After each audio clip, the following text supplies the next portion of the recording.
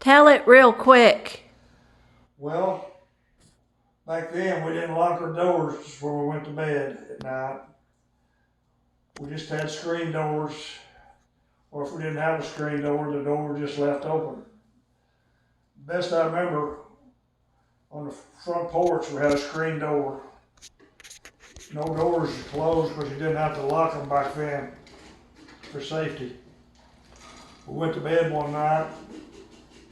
We heard something in the middle of the night going clomp, clomp, clomp, clomp. That's enough. And Daddy got up to investigate, and somehow or another that storm door or screen door, it had opened, and there was kind of a step down there, a foyer where you come in on the porch. Then you had steps that went down to the basement. And that horse, it somehow got in that, opened that door, and walked in there, and walked down in the basement. And Daddy had to go down and get him out in the middle of the night. How on earth to get down the basement stairs? There were metal steps. They weren't like these steps.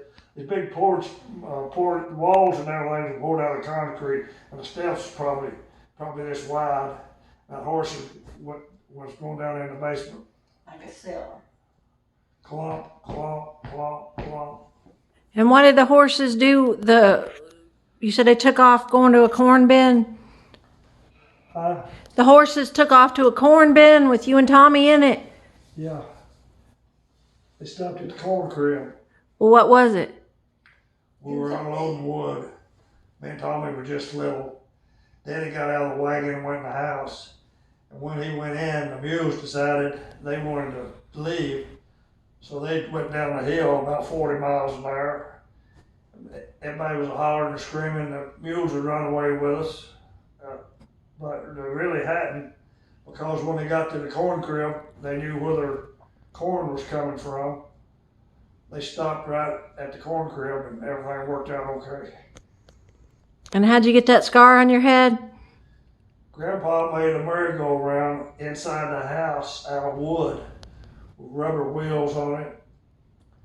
And it went round and round and round, and you could ride it. And when me and Tommy was babies, I fell on a nail that Grandpa had bent over when he made the merry-go-round.